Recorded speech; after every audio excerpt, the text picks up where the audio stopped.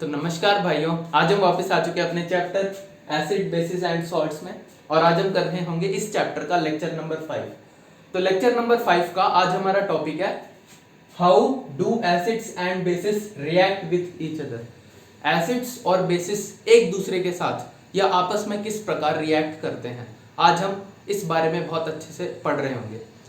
हालांकि इससे रिलेटेड हमें एनसीईआरटी की किताब में कुछ एक्टिविटीज भी दे रखी हैं, जैसे कि एक्टिविटी नंबर 2.6 और एक्टिविटी नंबर 2.7।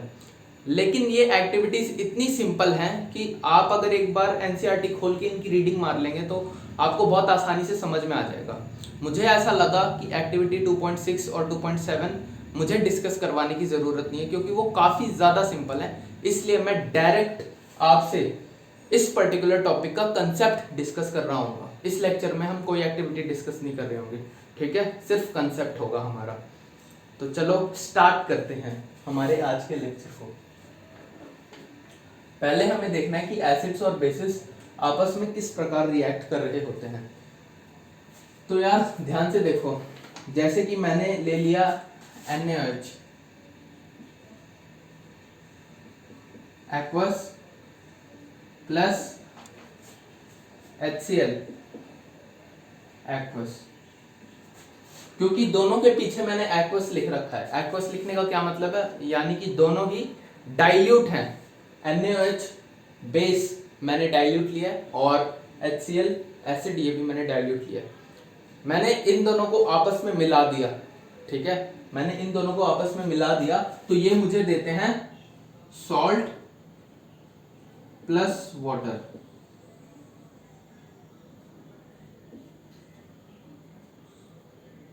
ये भी एक्वस फॉर्म में होता है। ये जो NaCl होता है ये एक्वस फॉर्म में होता है, क्योंकि आपको तो पता ही है कि NaCl जो है वो पानी में डिसॉल्व हो रहा होता है, ठीक है। तो अगर मैं बेस और एसिड या एसिड और बेस को रिएक्ट करवाता हूं तो वो हमेशा एक सॉल्ट और वाटर बना रहे होते हैं। अब यहाँ एक चीज और नोट कर लेना, यहाँ सॉल्ट का मतलब ये नहीं कि जो हम खाने वाला नमक होता है, ठीक है। यहाँ NaCl लिख दिया, आप सोचो ये सिर्फ खाने वाला नमक ही बनेगा हर बार, सॉल्ट नहीं। यहाँ मैं उस सॉल्ट की बात कर रहा हूँ जो आप 9th क्लास में पढ़ के आए हो, ठीक है। 9th क्लास में आपने जरूर पढ़ा होगा कि सॉल्ट्स क्या होते हैं। तो ये वो वाला सॉल्ट है।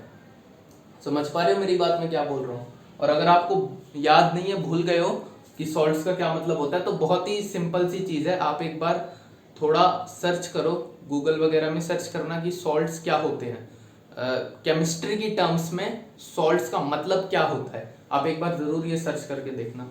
आजकल तो सर्च करना भी बहुत आसान है, सीधा बोल दो तो अपने आप ही आ जाता है। तो ये हो गया, ठीक है। अब अगर मैं एसिड और बेस की ये पर्टिकुलर रिएक्शन को जनरल फॉर्म में लिखूं, जनरलाइज्ड वे में, तो किस प्रकार लिखूंगा, यहां लिख देता हूं। बेस प्लस एसिड हमेशा हमें दे रहा होता है क्या, सॉल्ट प्लस वाटर। बेस और एसिड मिलके हमें दे रहे होते हैं हमेशा सॉल्ट प्लस वाटर, जैसा कि मैंने यहां लिखा। ये मैंने जनरलाइज्ड फॉर्म में लिखा, ठीक है। तो ये तो बहुत सिंपल कंसेप्ट था। और अगर आपको इस पर्टिकुलर टॉपिक से रिलेटेड एक्टिविटी देखनी है जो कि एनसीईआरटी में मिलेगी, एक्टिविटी नंबर 2.6, तो आप एनसीईआरटी देख सकते हो। बहुत ही सिंपल एक्टिविटी है। उस एक्टिविटी को जब आप पढ़ोगे तो आपको सब कुछ समझ में आएगा, अगर आपने मेरे लेक्चर शुरू से देखे होंगे, क्योंकि मैंने शुरू में इतना डेप्थ में जाके आपको एक्टिविटीज एक्सप्लेन करी हैं कि आपको हर एक चीज इस पर्टिकुलर एक्टिविटी से रिलेटेड समझ आ रही होगी, ठीक है। एक्टिविटी नंबर 2.6 का टॉपिक है ये एक्टिविटी नंबर 2.6 का पार्ट है। ये हो गया। चलो अब आगे बढ़ते हैं।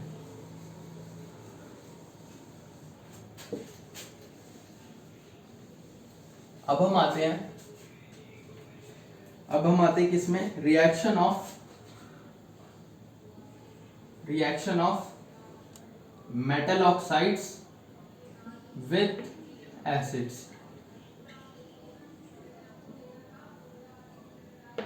अब मैं मेटल ऑक्साइड का रिएक्शन जो है वो एसिड के साथ करवाने वाला हूं। यहाँ MO का मतलब है मेटल ऑक्साइड। तो ध्यान से देखना होता क्या है, चलो देखते हैं। पहले एक एग्जाम्पल लेके देखते हैं।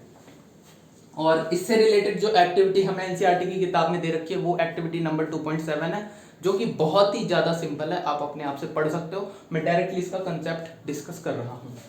तो हम क्या लेते हैं, हमने कॉपर ऑक्साइड लिया सॉलिड फॉर्म में, ठीक है, हमने कॉपर ऑक्साइड लिया सॉलिड फॉर्म में, और ये ब्लैक सॉलिड होता है।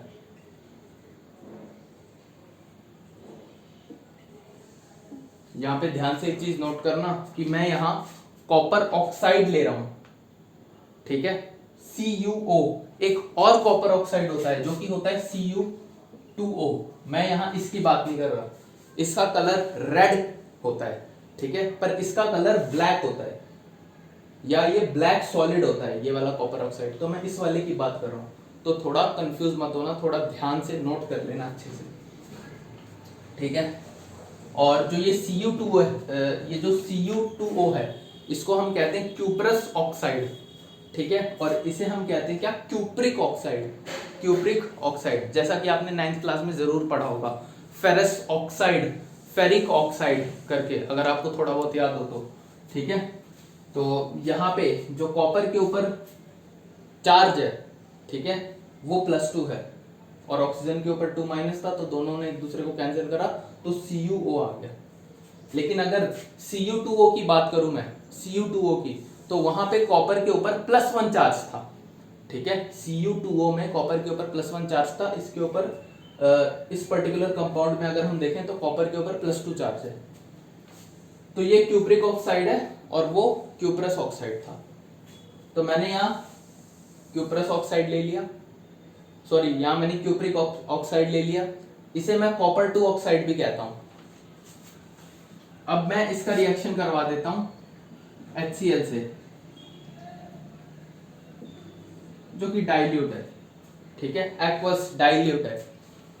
मैंने इसका रिएक्शन करवा दिया एसिड से, तो ये क्या बनाते हैं हमारा, ये हमारा कौन सा कंपाउंड बनाएंगे, ध्यान से देखना, ये बनाएंगे CuCl2 plus H2O, CuCl2 plus H2O। और यहाँ पे जो CuCl2 का कलर है वो कलर होता है ब्लू ग्रीन कलर, थोड़ा ब्लूइश ग्रीनिश कलर का दिखेगा। अब ये मैं आपको दिखा तो नहीं सकता कि कैसे मतलब होगा, अगर आप लैब में कभी एक्सपेरिमेंट करने का मौका मिलता है तो आप देख पाओगे, हालांकि मिलेगा नहीं, 10th क्लास वालों को नहीं मिलता एक्सपेरिमेंट करने का मौका लैब में जाके, पर अगर कभी मौका मिले तो जरूर देखना। इसका जो कलर होता है थोड़ा ब्लूइश ग्रीनिश होता है। अगर आपको तब तक के लिए देखना है कि ब्लू ग्रीन कलर किस प्रकार का दिखता है, तो आप जरूर गूगल पे जाके सर्च करो कि ब्लू ग्रीन कलर किस प्रकार का दिखता है, तो आपको समझ में आ जाएगा, ठीक है, कि कैसा दिख रहा होता है हमारा ब्लू ग्रीन कलर। तो यही होता है ब्लैक सॉलिड यानी कॉपर ऑक्साइड या कॉपर 2 ऑक्साइड, ये रिएक्ट करता है डाइल्यूट HCl से, तो यहाँ बन रहा होता है कॉपर क्लोराइड प्लस H2O, या इसे मैं यहाँ पे ध्यान से देखो, यहाँ कॉपर का चार्ज, यहाँ कॉपर पे चार्ज क्या होगा, +2 चार्ज होगा, क्योंकि क्लोरीन पे -1 होता है, तो इसे मैं क्यूप्रिक क्लोराइड भी कह सकता हूं, या कॉपर 2 क्लोराइड, ठीक है, इसे मैं कॉपर 2 क्लोराइड कहूंगा, या सिंपली मैं इसे कॉपर क्लोराइड भी कह सकता हूँ। तो यहाँ आप लोग इसे थोड़ा ध्यान से नोट करना, और इसका जो कलर होता है वो ब्लू ग्रीन कलर होता है। अच्छा, अब मैं अगर इस पर्टिकुलर रिएक्शन को जनरल फॉर्म में लिखूं तो क्या है वो, जनरल फॉर्म क्या होगा, metal oxide plus acid gives salt plus water. मतलब मेटल ऑक्साइड, ये रहा मेटल ऑक्साइड, प्लस एसिड क्या देता है, सॉल्ट प्लस वाटर, सॉल्ट ये रहा प्लस वाटर। अगर मैं इस पर्टिकुलर जनरलाइज्ड रिएक्शन को बहुत ध्यान से देखूं तो ये मुझे थोड़ी बहुत मिलती जुलती लगती है। किससे मिलती जुलती लगती है, एसिड बेस रिएक्शन से मिलती जुलती हुई रिएक्शन लग रही है मुझे, ठीक है। अगर आप लोगों को याद हो, जस्ट अभी हमने डिस्कस करा था एसिड बेस रिएक्शन, कैसे था, base plus acid gives salt plus water, तो यहां आप लोग ध्यान से देखो कि एसिड एसिड है, सॉल्ट सॉल्ट, वाटर वाटर, बाकी बेस की जगह आ गया मेटल ऑक्साइड। तो क्या मैं जब इन दोनों जनरलाइज्ड फॉर्म ऑफ रिएक्शन को कंपेयर कर रहा हूं तो क्या मुझे ऐसा लग रहा है थोड़ा थोड़ा कि जो मेरा मेटल ऑक्साइड है वो भी एक काइंड ऑफ बेस ही होगा? ठीक है, क्या मेरे को ऐसा लग रहा है कि मेटल ऑक्साइड भी बेस होगा? मैं कहूंगा हाँ बिल्कुल, मेटल ऑक्साइड भी एक काइंड ऑफ बेस ही होता है, क्योंकि हमें रिएक्शन देख के भी सिमिलैरिटीज का पता लग रहा है, हर एक चीज सेम है, बस बेस की जगह मेटल ऑक्साइड आ गया। इसका क्या मतलब है कि मेटल ऑक्साइड यहां बेस की तरह बिहेव कर रहा है या मेटल ऑक्साइड बेस ही है। तो ये चीज आप लोग नोट कर लेना। तो अब हम यहां से कंक्लूजन क्या कर सकते हैं कि metallic oxides are basic in nature. ठीक है, ये बहुत इंपॉर्टेंट लाइन है, बहुत इंपॉर्टेंट बात है, आपसे एनटीएससी में डायरेक्टली पूछा जा सकता है। ठीक है, आपको 4 ऑप्शन दे दिया जाएगा, 4 ऑप्शन आपको दे देंगे और आपसे बोलेंगे इनमें से बेस कौन सा है। तो आपको पता होना चाहिए कि मेटालिक ऑक्साइड जो होते हैं वो बेसिक इन नेचर होते हैं। 4 ऑप्शन कैसे देंगे, जैसे देखो ध्यान से, जैसे यहाँ पे आपको दे दिया CuCl2, ठीक है, और एक दे दिया आपको CuCl, और एक दे दिया आपको CuO, एक आपको दे दिया CuO, और एक आपको दे दिया नन ऑफ दिस, और पूछेगा कि इनमें से कौन सा कंपाउंड बेसिक इन नेचर होगा। ठीक है, तो जिसे थोड़ा भी शक होगा, मतलब बच्चे जनरली सोचते हैं, या मैं भी बचपन में यही सोचता था कि बेस वो होता है जिसके पीछे OH लगा होता है। ठीक है, तो हमें इसमें दिखेगा कि किसी के पीछे OH नहीं लगा हुआ, मतलब बेस कोई भी नहीं है, तो हम नन ऑफ दीज में लगा के आ जाएंगे और खुश हो जाएंगे और हमारे मार्क्स नेगेटिव में चले जाएंगे एनटीएससी में, क्योंकि नेगेटिव मार्किंग भी होती है एनटीएससी में। तो ये सीन होता है यार, तो थोड़ा ना ध्यान से देख लेना कि जो हमारा मेटालिक ऑक्साइड होता है वो बेसिक इन नेचर होता है, और इस बात का यूज आप 11th और 12th में दबा के कर रहे होगे, मतलब खूब यूज होगा इस पर्टिकुलर बात का। तो ये बहुत इंपॉर्टेंट पॉइंट है, इसे अच्छे से नोट करो। अगर आप 11th 12th में साइंस लेने का सोच रहे हो या 10th में ही एनटीएससी देने का सोच रहे हो, तो ये बहुत इंपॉर्टेंट पॉइंट था। ठीक है, इसे अच्छे से नोट कर लेना।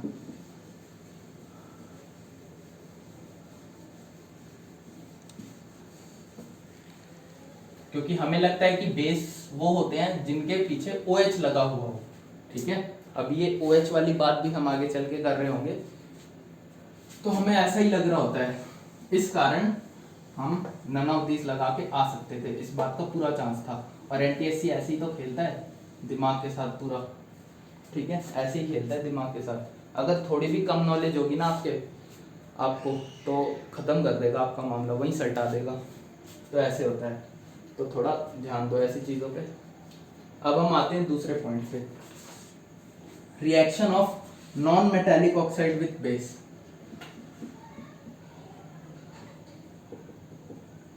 Reaction of non metallic oxide with base, या NM का मतलब है नॉन मेटालिक ऑक्साइड। ठीक है, नॉन मेटालिक ऑक्साइड जब बेस से रिएक्ट करेगा तो वो क्या शो कर रहा होगा या कौन सी रिएक्शन दिखाएगा, तो चलो देखते हैं। एक एग्जांपल लेते हैं। ठीक है, क्या है वो एग्जांपल, देखो ध्यान से, बहुत आसान एग्जांपल है। CO2 gas plus calcium hydroxide aqueous, क्या देगा ये हमें, ये तो सबको पता होगी, कितनी बार डिस्कस करी है हमने ये रिएक्शन। ठीक है, कैल्शियम कार्बोनेट, प्रेसिपिटेट, लाइमस्टोन, ठीक है, व्हाइट वॉशिंग, इतनी बार ये रिएक्शन हमने डिस्कस कर ली। तो सोचो कितनी इंपॉर्टेंट होगी ये रिएक्शन, एनटीएससी में आने के कितने ज्यादा चांसेस है कि ये बहुत इजीली आपसे पूछा जा सकता है ये reaction.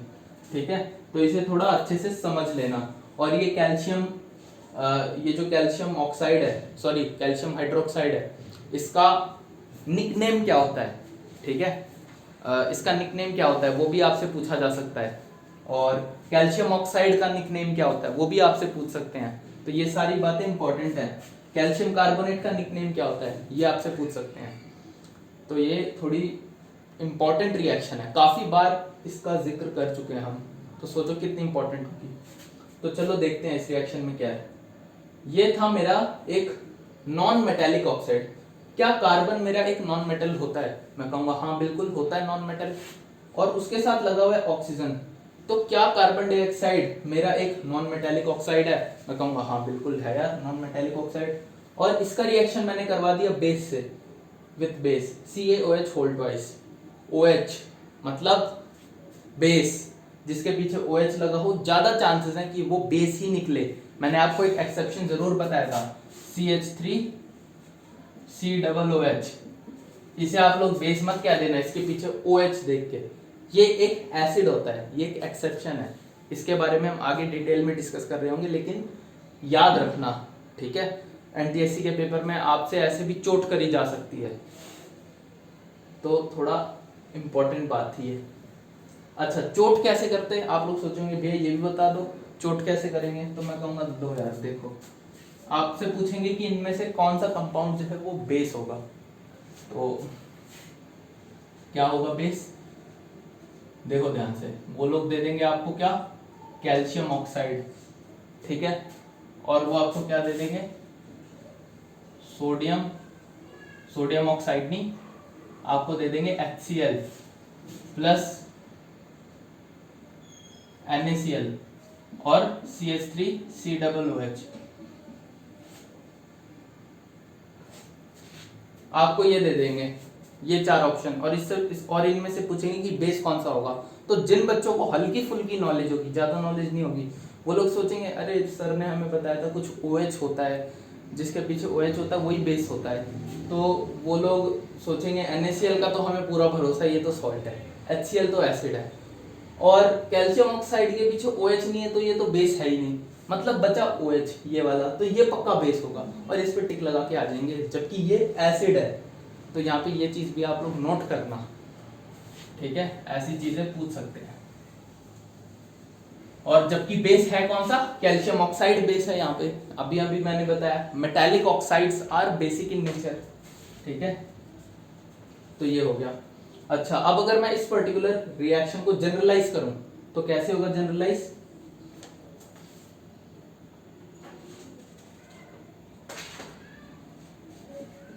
Non metallic oxide plus base क्या देता है, salt plus water,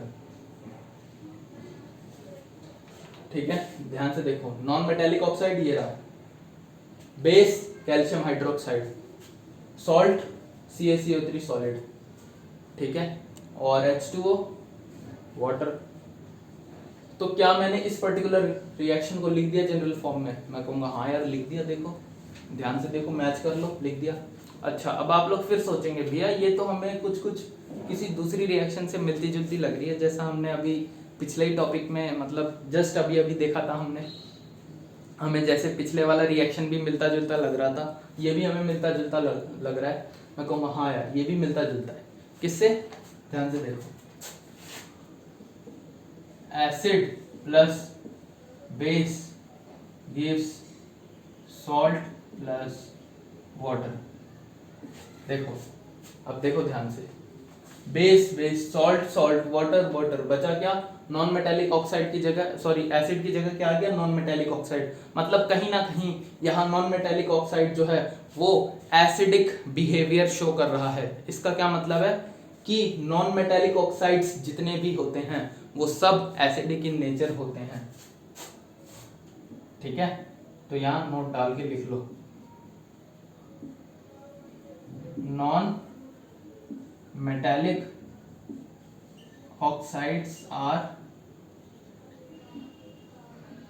acidic in nature, अब आप लोगों के साथ एनटीएससी में किस प्रकार चोट हो सकती है वो तो मैंने आपको बता दी, 2 एग्जांपल लेके मैंने आपको बताया। तो वैसी ही चोट यहाँ भी आपके साथ करी जा सकती है, सेम आप सोच सकते हो सेम वे में। ठीक है, आपको बोल देंगे कि कुछ कुछ दे के पूछेंगे कि इनमें से कौन सा एसिड होगा, तो आपको लगेगा कि CO2 तो एसिड हो ही नहीं सकता, कैल्शियम ऑक्साइड कहाँ से कब से एसिड होने लग गया, कार्बन डाइऑक्साइड कब से एसिड होने लग गया, ये तो बिल्कुल है ही नहीं एसिड। तो आप नन ऑफ दिस में लगा के आ जाओगे, जबकि कार्बन डाइऑक्साइड एसिड की तरह बिहेव कर रहा है इस पर्टिकुलर रिएक्शन में, या कार्बन डाइऑक्साइड एसिड है, कार्बन डाइऑक्साइड एसिड है इस पर्टिकुलर केस में। ठीक है, मतलब नॉन मेटेलिक ऑक्साइड जब किसी अच्छे खासे बेस के साथ आ जाते हैं तो वो एसिडिक बिहेवियर शो करने लगते हैं। ठीक है, तो यहाँ पे non metallic oxides are acidic in nature, ये एक इंपॉर्टेंट पॉइंट है, इसे भी नोट कर लेना, एनटीएससी के पर्सपेक्टिव से बहुत इंपॉर्टेंट है। 11th-12th में आप इस पॉइंट का बहुत दबा के यूज कर रहे होगे अगर आप साइंस लेते हो तो, केमिस्ट्री के केस में। ठीक है, तो चलो इस लेक्चर को अब हम यहीं ख़त्म करते हैं, बाकी बातें हम कर रहे होंगे अपने नेक्स्ट लेक्चर में। तब तक के लिए थैंक यू।